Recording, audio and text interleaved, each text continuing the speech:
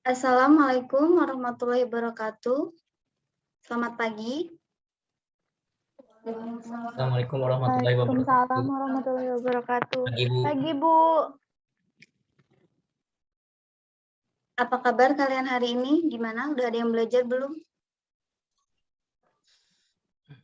Baik, Bu. Baik, Belum, Bu. Bu. Sudah belajar. Alhamdulillah yang sudah belajar. Sebelum kita memulai pelajaran pada pagi ini, alangkah baiknya kita berdoa dulu ya. Silahkan Ketua Kelas pimpin doa. Baik, sebelum memulai pelajaran kegiatan belajar kita, marilah kita berdoa menurut agama dan kepercayaan kita masing-masing. Berdoa dimulai. Berdoa selesai. Terima kasih Pasha yang sudah memimpin doa untuk teman-temannya ya. Nah, sekarang Ibu akan mengabsen kalian terlebih dahulu. Dimulai dari Laili Janati, ada? Hadir, Bu. Muhammad Naufal Pasha, Hadir, Bu. Julisa Aliani. Hadir, Bu. Baik, jika sudah hadir semua, hari ini materi kita tentang struktur atom. Sebelum Ibu menyampaikan tujuan dari kegiatan pembelajaran kita hari ini, Ibu ingin bertanya kepada kalian. Hal apa yang menurut kalian wujudnya paling kecil di dunia?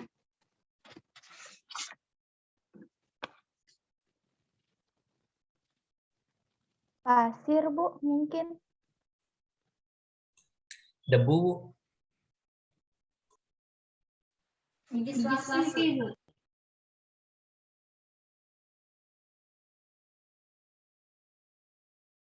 Iya, jawaban kalian semuanya sudah bagus ya. Tapi satu hal yang harus kalian ketahui. Yang paling kecil dalam dunia ini berkaitan dengan ilmu kimia itu adalah atom. Baik itu pasir, debu, biji selasi, dan rambut juga membutuhkan beribu atom agar terbentuk seperti yang kalian lihat. Nah, di dalam atom ini ada partikel-partikel penyusun atom. Ada yang tahu nggak apa saja partikel-partikel penyusun atom? Elektron, Bu. Iya, benar. Ada yang ingin menambahkan lagi atau ada jawaban yang berbeda? Ada tambahan proton dan neutron, Bu. Iya, jawaban Laili dan Pasha sudah benar. Ada yang punya jawaban lain atau ingin menambahkan jawaban dari Laili dan Pasha? Julisa mungkin? Tidak ada, Bu.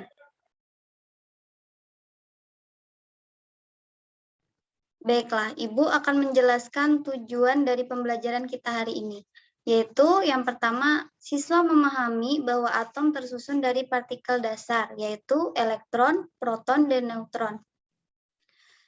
Kemudian siswa mampu menganalisis dan menyimpulkan bahwa nomor atom, nomor massa, dan isotop berkaitan dengan jumlah partikel dan penyusun atom.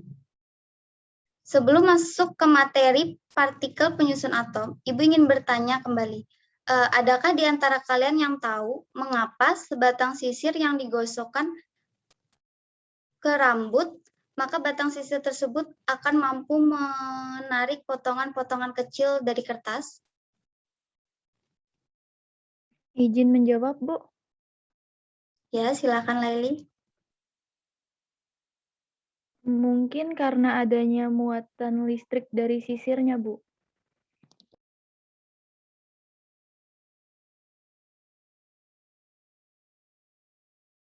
Jawaban yang bagus. Apakah ada yang ingin menambahkan atau punya jawaban berbeda?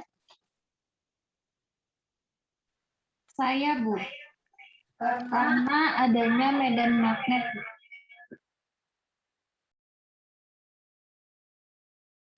Jawaban Julisa dan Laili udah tepat ya.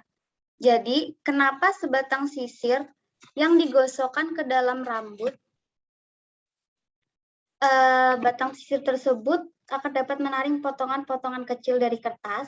Hal itu tersebut dikarenakan adanya medan magnet yang tercipta dikarenakan adanya arus listrik yang terjadi antara sisir dan rambut. Nah, karena sisir merupakan materi yang tersusun oleh atom-atom dan memiliki muatan listrik, nah dari sini dapat disimpulkan bahwa atom mempunyai sifat listrik.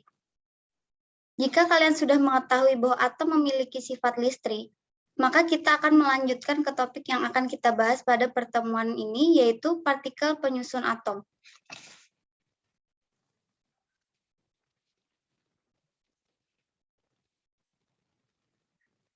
Ibu akan menampilkan PPT, silakan disimak baik-baik ya penjelasan Ibu.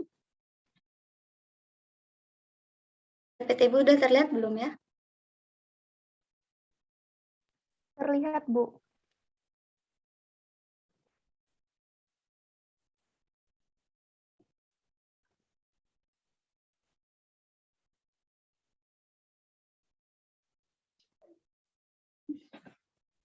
Ya.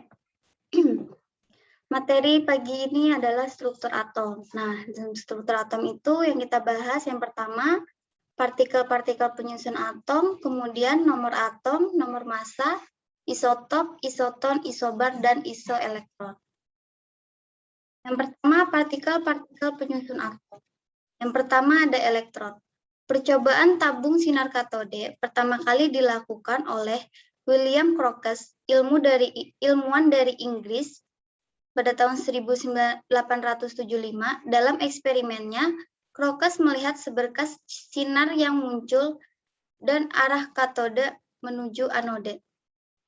Sinar ini merupakan sinar katode. Pada tahun 1891, George Stoney menamakan partikel sinar katode dengan nama elektron. Jika bahan katode diganti dengan logam lain, selalu dihasilkan sinar serupa sehingga dapat disimpulkan bahwa partikel-partikel sinar katode atau elektron terdapat pada setiap materi atau atom.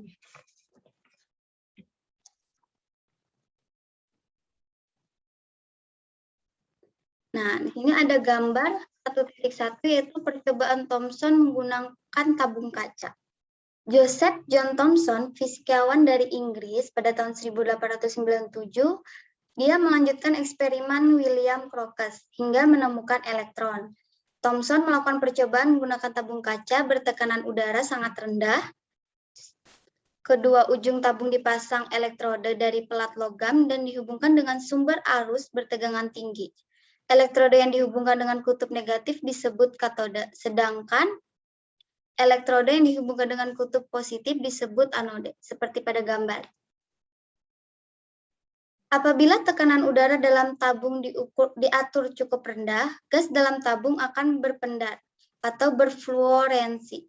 Tabung akan gelap jika tekanan semakin diperkecil, tetapi tabung di bagian depan katode tetap berpendar. Perpendaran ini disebabkan oleh radiasi katode menuju anode. Ya, bisa kita lihat dari gambar. Yang membentur tabung kaca sehingga berpendar. Sinar yang berasal dari katode menuju anode inilah yang selanjutnya disebut sinar elektron. Berdasarkan percobaan tabung sinar katode tersebut, Thomson mengungkapkan sifat-sifat sinar katode sebagai berikut. Yang pertama, merambat tegak lurus dari permukaan katode menuju anode. Yang kedua, merupakan partikel kecil yang tidak terlihat. Yang ketiga, bermuatan negatif sehingga dalam medan magnet dan medan listrik dibelokkan ke kutub positif. Kemudian yang keempat, memiliki sifat cahaya dan sifat materi. Yang kemudian yang kelima, tidak tergantung pada jenis gas dan jenis elektrode. Yang kedua ada Eugen Goldstein, fisikawan dari Jerman, 1886, melakukan eksperimen menggunakan tabung gas yang memiliki katode. Tabung ini dikenal dengan tabung Crookes. Nah, seperti pada gambar, yaitu percobaan Goldstein untuk mempelajari partikel.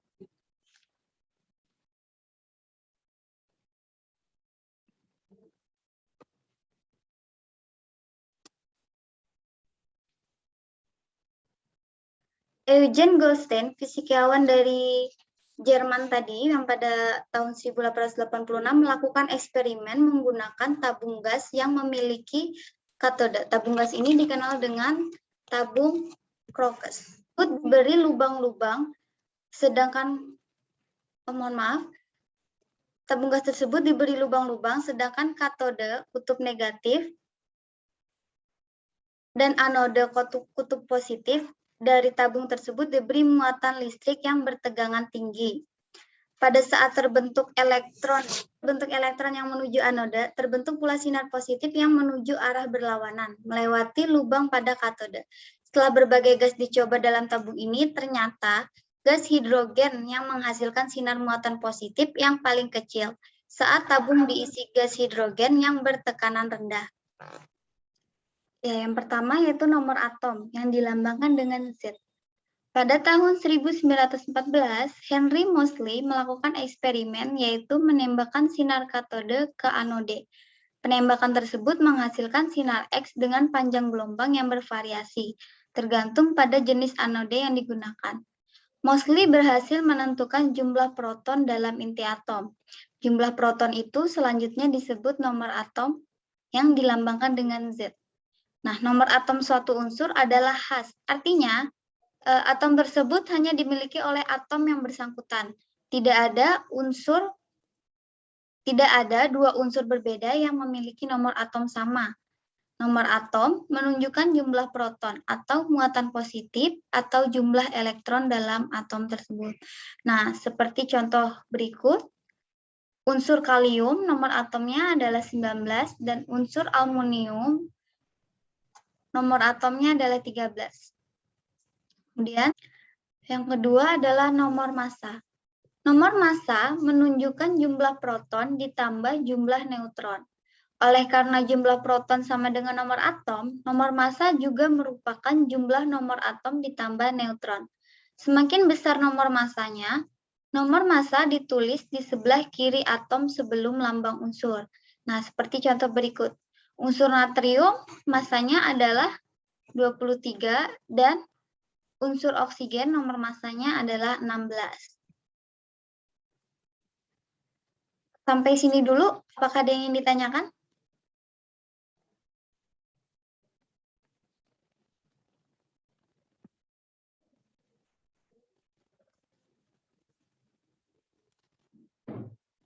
Ada, Bu. Oke. Baik, kalau nggak ada yang nanya, Ibu yang nanya ya. Baik-baik, Bu.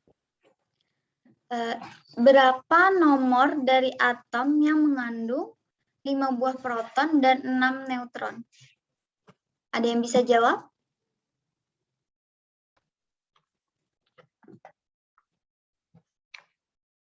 Lubang-lubang dalam tabung gas tersebut mengakibatkan gas hidrogen berpendar atau berfluorensi. Peristiwa ini dikarenakan adanya radiasi sinar yang berasal dari kutub positif anode. Oleh karena itu, sinar ini disebut sinar anode sinar positif atau sinar proton. Nah, kalau sinar katode tadi disebut elektron, maka sinar anodenya disebut proton. Berdasarkan percobaan tersebut, disimpulkan bahwa sinar-sinar anode memiliki sifat sebagai berikut. Yang pertama, dapat memutar kincir sehingga merupakan radiasi partikel. Yang kedua, dapat dibelokkan medan listrik atau medan magnet menuju ke kutub negatif sehingga sinar anode bermuatan positif. Kemudian ukuran partikel sinar anode bergantung pada jenis gas dalam. Ukuran terkecil terjadi tabung menggunakan gas hidrogen. Massa proton adalah 1 dalam satuan massa atom sama dengan 1,67 kali 10 pangkat negatif 24 gram. Kemudian yang keempat, muatan proton adalah plus 1 atau 1,67 kali 10 pangkat min 19 kolom sehingga proton dilambangkan dengan 11P. Semakin besar massa partikel, sinar anodenya semakin sukar dibelokkan. Kemudian, sifat yang terakhir, perbandingan E per M tergantung pada gas yang diisikan dalam tabung. Yang ketiga ada inti atom. Ernest Rutherford, fisikiawan dari Selandia Baru, melakukan penelitian penembakan lempeng emas. Jika atom terdiri atas partikel yang bermuatan positif dan negatif, sinar alfa yang ditembakkan seharusnya tidak ada yang diteruskan atau menembus lempeng. Nah, pada gambar ini adalah percobaan Rutherford.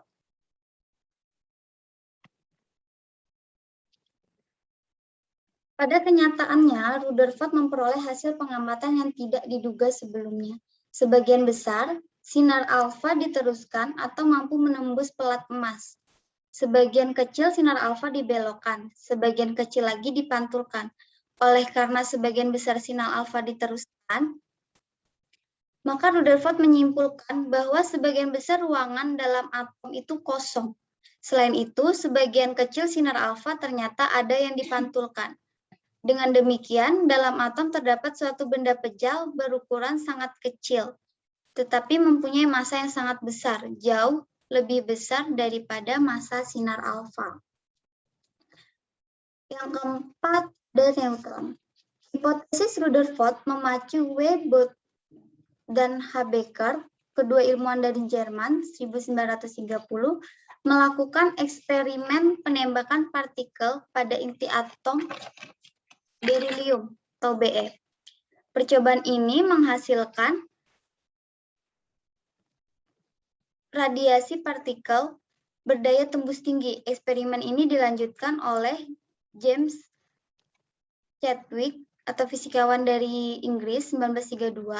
Partikel yang menimbulkan radiasi berdaya tembus tinggi itu bersifat netral atau tidak bermuatan. Dan masanya hampir sama dengan massa proton, yaitu 1,6728 dikali 10⁻²4 gram, atau 1 dalam satuan massa atom. Nah, partikel ini disebut neutron dan dilambangkan dengan 10N. Mohon maaf. Kemudian di sini ada partikel-partikel penyusun atom. Jadi penemu partikel penyusun atom elektron itu adalah J.J. Thomson. Masanya dalam satuan massa atomnya 0, muatannya negatif 1, dilambungkan dengan 0-1 E. Kemudian proton, penemunya tadi Goldstein, masanya dalam satuan massa atom 1, muatannya positif 1, lambangnya 11P. Kemudian neutron, penemunya J. Chadwick, masanya dalam satuan massa atom 1, muatannya 0, lambangnya 10N. Nah, letaknya ini kalau di elektron itu berada di kulit atom, proton berada di inti atom, dan neutron berada di inti atom. Sampai di sini, apakah ada yang ingin ditanyakan? Belum Ibu lanjutkan ke pembahasan selanjutnya?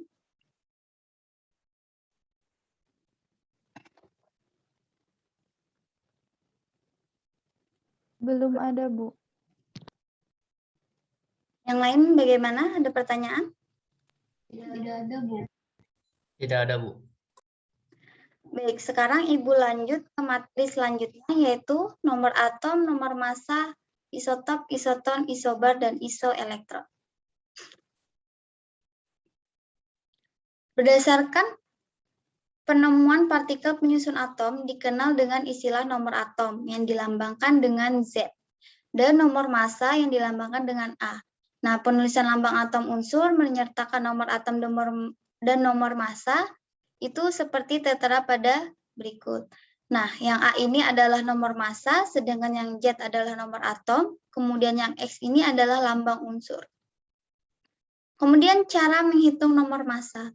Nomor massa itu sama dengan jumlah proton ditambah jumlah neutron. Atau nomor atom ditambah jumlah neutron. Dapat dirumuskan yaitu A sama dengan Z plus N.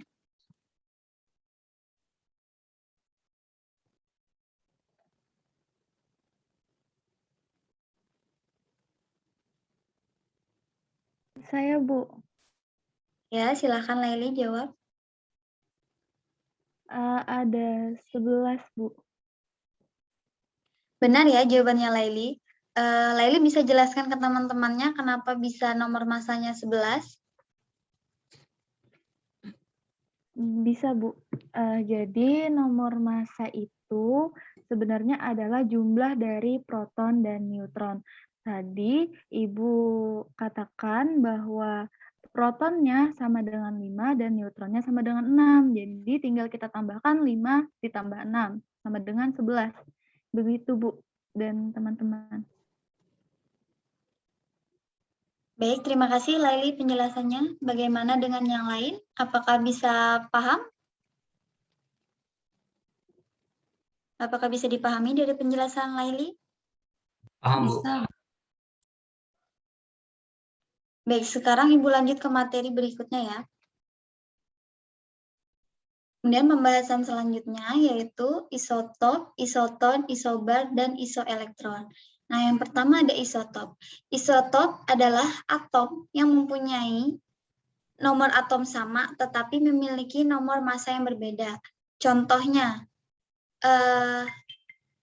13,7N. Nomor atomnya sama-sama 13,7N dan 14,7N. Nah, atom nitrogen itu sama-sama memiliki nomor atom 7, tetapi nomor massanya berbeda. Nomor massanya tadi adalah 13 dan 14. Kemudian isoton. Isoton adalah atom-atom unsur berbeda yang mempunyai jumlah neutron yang sama. Contohnya, isoton antara atom fosfor, yaitu dengan nomor massa 31, kemudian nomor atomnya 15, dengan atom sulfur dengan nomor massa 32 dan nomor atom 16. Nah, jumlah neutron fosfor dan sulfur itu sama, yaitu sama-sama 16. Mohon maaf, Ibu lupa mencantumkan contohnya di PPT ya. Nanti Ibu kirimkan via WhatsApp group. Kemudian isobar. Isobar adalah atom-atom unsur berbeda yang mempunyai nomor massa yang sama. Jadi nomor massanya sama, tapi nomor atomnya berbeda. Kemudian yang keempat ada isoelektron. Isoelektron merupakan atom-atom unsur yang mempunyai jumlah elektron sama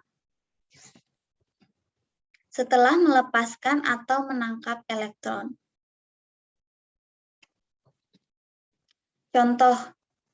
Contohnya Na+ dengan nomor atom 11 dan fluor F- dengan nomor atom 9. Keduanya sama-sama mempunyai jumlah elektron yang sama, yaitu sama-sama 10. Nah, baik, sampai sini apakah ada yang ingin ditanyakan?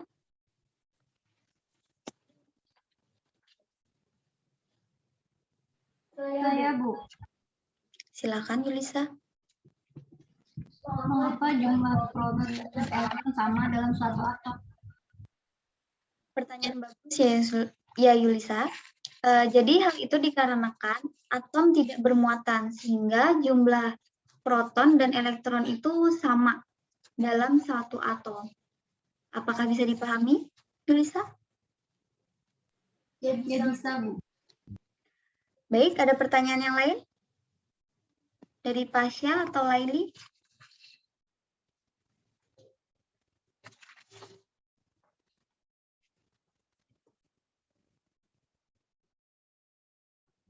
Tidak ada, Bu. Dari Pasha tidak ada pertanyaan? Tidak ada, Bu. Ya udah kalau tidak ada. Baik, kalau tidak ada pertanyaan lagi, Ibu akan kasih pertanyaan, 1 atau 2 pertanyaannya. Berapa jumlah elektron, neutron, dan proton atom natrium jika nomor massa yang diketahui adalah 23? Silakan yang bisa jawab.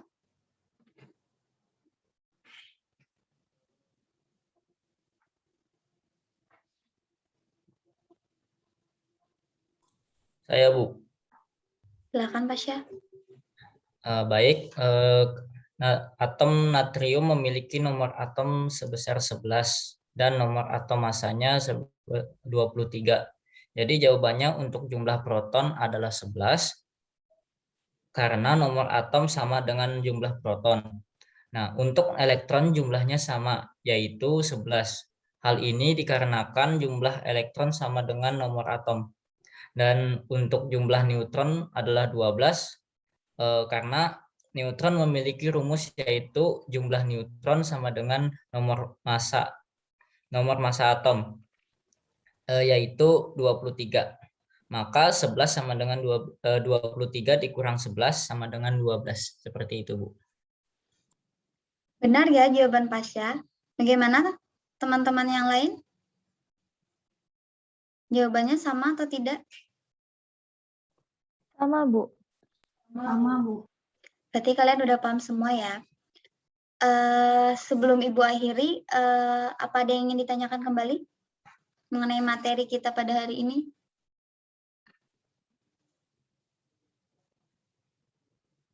Tidak ada, Bu. Kalau tidak ada yang ditanyakan, pelajaran hari ini saya cukupkan sampai di sini ya. Jika ada yang ingin ditanyakan kembali, bisa kita lanjutkan diskusi via WhatsApp group. Sebelum mengakhiri pembelajaran pada hari ini, silakan Ketua Kelas pimpin doa kembali.